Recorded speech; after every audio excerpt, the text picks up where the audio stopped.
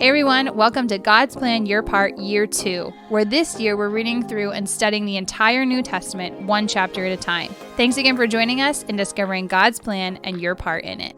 Today we're looking at John chapter 2. We said yesterday that John really doesn't wait around to get right into Jesus' ministry, and so here we are jumping right into it. I would say like a major thread that I see here is in John 1. John is talking about how light came into the world, but the world did not accept it. And here in John chapter 2, we have two instances where John's going to highlight the fact that people saw who Jesus was because of what Jesus did, and they quickly came to a place where they believed in him. So already John is highlighting people who either accept the truth or people who reject the truth, kind of that light and darkness imagery. We see that twice in this chapter. So the first thing that stuck out to me in this whole chapter that is actually very short, it's about 25 verses, which is unique, I think, for John. But anyway, the first one is this first instance where Jesus is showing his ability to do things outside of human means. So in verse 11, it describes this miracle that he does, which I think is worth saying now before we even talk about what the miracle was. But it says this, the first of his signs Jesus did at Cana in Galilee and manifested his glory, and his disciples believed in him. So it's interesting that this is his very first thing after we've talked about some of the disciples that are beginning to follow him. He is like showing who he is as God, which one kind of like begins his ministry, I would say, as far as miracles are concerned, but it also it's like affirming the faith of his disciples around him. But what's interesting about this one, I don't know that we've ever actually read or heard about this specific miracle in any of the other gospels. So it's unique that one, if this really is his first miracle, the fact that it's only recorded in John is very interesting to me. The other thing that's interesting is when this miracle happens, this is a wedding that both Jesus and his mother was invited to. And I kind of get this like funny picture in my mind of like interactions between Jesus and his mother, because at the wedding they do run out of wine. And the mother of Jesus says to him in verse 3, they have no wine. And Jesus said to her, and these are the words that are kind of like, oh my goodness. He says, "Woman, what does this have to do with me? My hour has not yet come." And his mother said to the servants, "Do whatever he tells you." So it's like this interesting exchange of conversation between the two of them. And it sounds like there's a little bit of frustration in both of them. Like Mary's kind of like, just do your thing. Like she's very aware of what he can do, his abilities, obviously like how he even came to be. She is very aware of who Jesus is. And Jesus is like, "Mom, stop. Like you're embarrassing me." Or at least it feels kind of like that. So it's interesting that is the exchange before this happens. And then when Jesus actually turns the water that was to be used for the wine, in verse 6, it says there were 6 stone jars of water there for Jewish rites of purification. So these jars are actually significant for some type of purification. I'm not sure. Maybe you can speak to what that is. It would be like purification washing, like almost like baptism, sort of. These are ritually significant jars. They're also huge jars. They can hold 20 to 30 gallons. So. Right. So there's a lot to unpack in this story because a lot of you are probably familiar with this story. I would say it's like up there with one of the more famous miracles that Jesus performs. But there's a lot of cultural things that you might not catch. Like in my mind, when I imagine Jesus doing this, it's like he's making like one glass of wine and the host is like, "Wow, this is really good." But actually he's making around 180 gallons of wine, which is most likely around like 1,000 bottles of wine. I think it's also interesting that these jars that are meant for this like very sacred thing are being used to make wine for a bunch of essentially people that are drunk already anyway, which I guess could probably be a contentious part of this story too. But the bridegroom is super excited about it. And he's like, "Hey, why is it that we save this best stuff that Jesus turns from water into wine? Why did we save this till the end?" Because typically what would happen as people progressively enjoyed the afternoon, evening party festivities, they would bring out like the not so great stuff while people just were oblivious to what they were drinking anyway. But it's interesting that Jesus is the one who offers the best that the bridegroom has witnessed up until this point. Okay, so here's something else to unpack. We understand weddings to be one thing today, like where you show up at like 12 and you might leave at like, what, 6 or 7 or something, or maybe you show up at 4 and you leave at 10. Weddings at this time were like a week long. So they were incredibly long ceremonies. People would come and go and then come back and go again. So the fact that Jesus is here with his mother and his disciples most likely means that this is some family member or very close personal friend of the family. It's also very possible that Jesus' mother is like sort of the caterer or sort of in charge, or at least in charge of helping with this event. And for the people, like for the bridegroom to run out of supplies for this week-long party would be incredibly shameful and incredibly dishonoring. In the first century, they were a shame culture, so this would have been significantly problematic.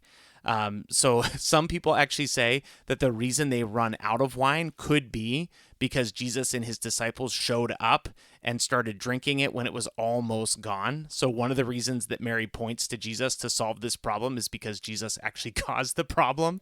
And another thing that people will point out is that oftentimes wine was like diluted with water is very common. So a lot of times people would not drink wine like we drink today. They would drink wine that had been diluted. And so what they would do is dilute the first portion to some degree, but dilute the last portions to a significant degree.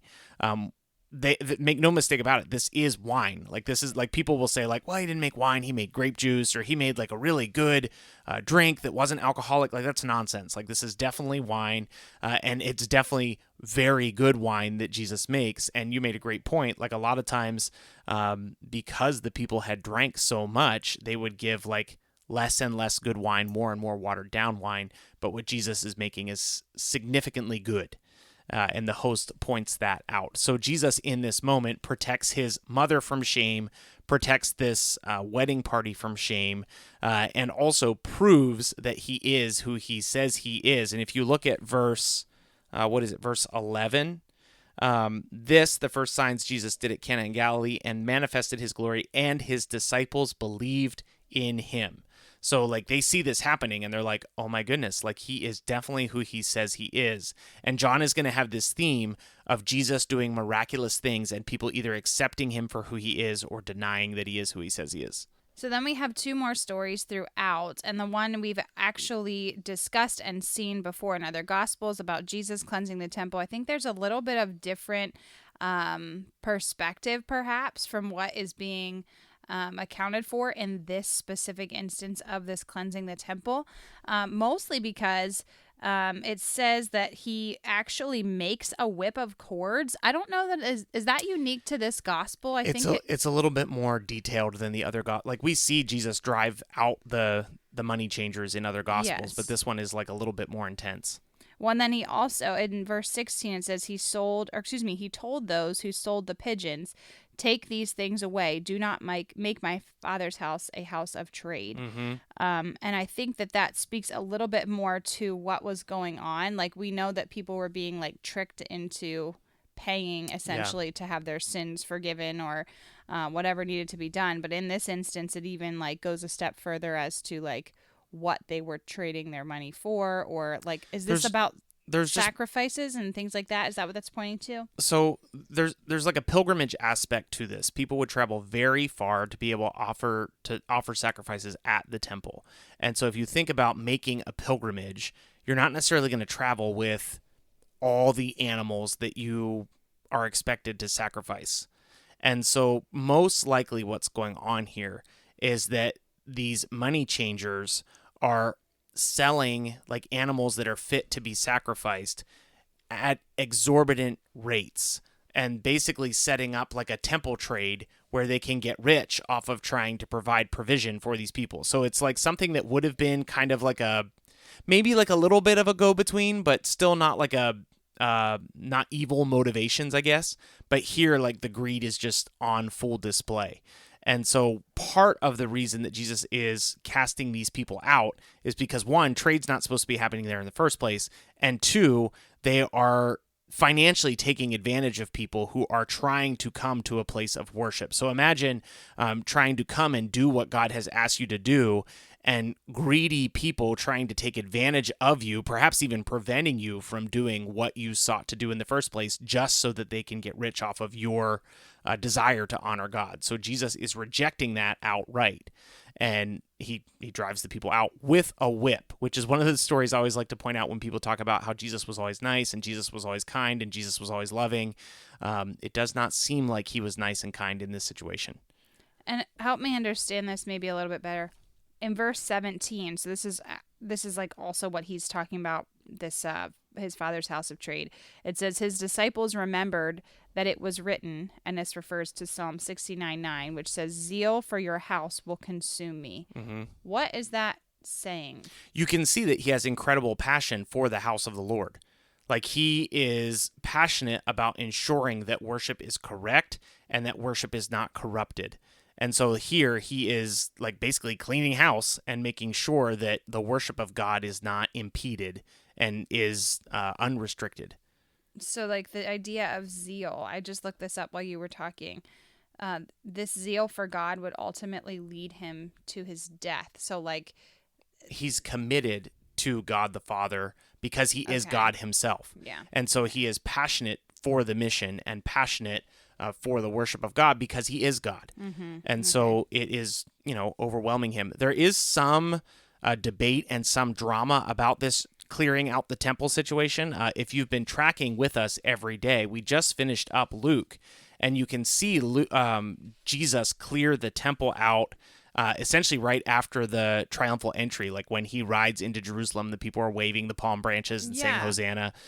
Some people look at this and they say, this is a huge biblical inconsistency. Jesus clears out the temple in John at the beginning of his ministry, but Jesus clears out the temple in Luke at the end of his ministry.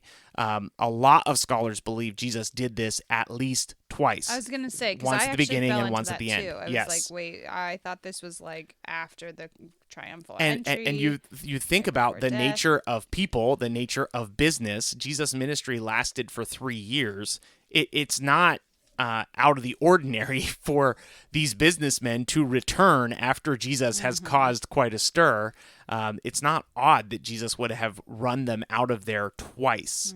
And so again, like, zeal for the house of God is clearly overwhelming him, and he is very passionate about making sure that worship of God is authentic and correct. It's interesting too, verse 22, because again, if you think about John when he's writing this, he's actually writing this very much like after these events have happened. Right, a long time afterwards. It's funny to see the little things that he kind of adds to his writing. So verse 21 and 22, this is after we're talking about what Jesus is saying about overturning the tables and all the things. And then he refers again to destroying the temple. And then verse 21 says, "But he was speaking about the temple of his body. When therefore he was raised from the dead," so speaking in future terms, "his disciples remembered that he had said this, and they believed the scripture and the word that Jesus had spoken." So it's just interesting how like a lot of like future things are intertwined with like current right now things that is happening to them in the chapter. Another significant thing about that little piece of commentary is that John is writing this after the temple has in fact been destroyed. And there is no temple standing when John is writing his gospel. And so even the fact that the temple is gone is kind of an interesting background piece to have in mind when John is telling us these details. So the temple that Jesus walks into and casts the people out of, the money changers out of, is the temple that was destroyed by the Romans in AD 70. This is a significant national landmark for the people. It's gone. And so it's interesting that John points out, he was talking about his body. And he doesn't talk about the fact and also the actual temple's not there anymore because it's been destroyed. Well, and he's telling that, after he's telling them all these things about his father's house, the Jews are actually, and it says just the Jews. I'm assuming these are just people that he's interacting with in the temple, and they're like, what sign do you have for doing these things?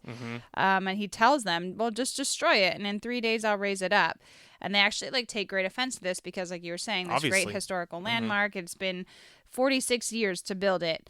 and you're going to raise it up in 3 days. So it's just like this interesting parallel that he's talking about. And then, of course, with John's unique writing skills and strategies, we get like really full picture throughout. Now look again at verse 23. Now when he was in Jerusalem at the Passover feast, many believed in his name when they saw the signs that he was doing. Again, that idea that John is going to show us people are either going to accept him or people are going to reject him. So here twice in John chapter 2, John's pointing out like people saw the miraculous signs that Jesus did, and people came to understand that he is who he says he is, and they are obedient to God because of it, but at the same time people reject him. So it's interesting, too. It says that Jesus did not entrust himself to these people. So although people are starting to like believe him and see what he's up to, it does say, too, in this little commentary I'm looking at here, that John does not necessarily go into explicit detail of all these things that are going on. I think it's probably because these other things have been written about so many times before.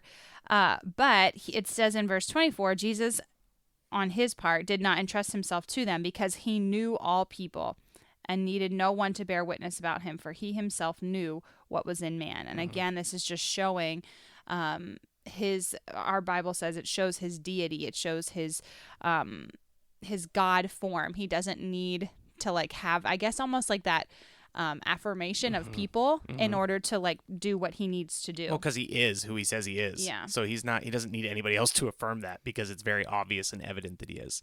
So just to wrap up John chapter 2, I think the huge thing that's sticking out to me is John is highlighting that Jesus is doing miraculous things, and people see Jesus doing these things, and they either accept him and follow him, or they reject him and they don't care what he does. And I think this continues to ring true today. Like many of us have seen Jesus do things. And I know you may not have seen with your own eyes Jesus turn water into wine, but you know that God has provided for you when you needed it. You know that God has like given you like a sense in your heart and in your mind that you needed to do something, or you needed to strengthen your relationship with him, or you need to respond to him. I think when Jesus is doing those things in your life, you have the same opportunity that these people in John chapter 2 have. You can either see him and accept him and worship him, or you can ignore him and reject him. Obviously, your part for today is not to ignore him, not to forget him, but to accept him fully, commit to him fully, and worship him with your life. That's the takeaway for today. We'll be back again tomorrow with John chapter 3. We'll see you then. Thanks for joining today's episode of God's Plan, Your Part. As always, please consider partnering with us, as we are a listener-supported podcast that we hope to continue to grow with support from listeners just like you. We've made it super easy to partner with us, and you can support us by following the link in our show notes or our description. You can support us with as little as $3 a month. Every little bit of this helps so much, and we're so thankful for your support. With that in mind, here's today's reading. John chapter 2. On the third day there was a wedding at Cana in Galilee, and the mother of Jesus was there. Jesus also was invited to the wedding with his disciples. When the wine ran out, the mother of Jesus said to him, "They have no wine." And Jesus said to her, "Woman, what does this have to do with me? My hour has not yet come." His mother said to the servants, "Do whatever he tells you." Now there were 6 stone water jars there for the Jewish rites of purification, each holding 20 or 30 gallons. Jesus said to the servants, "Fill the jars with water." And they filled them up to the brim. And he said to them, "Now draw some out and take it to the master of the feast." So they took it.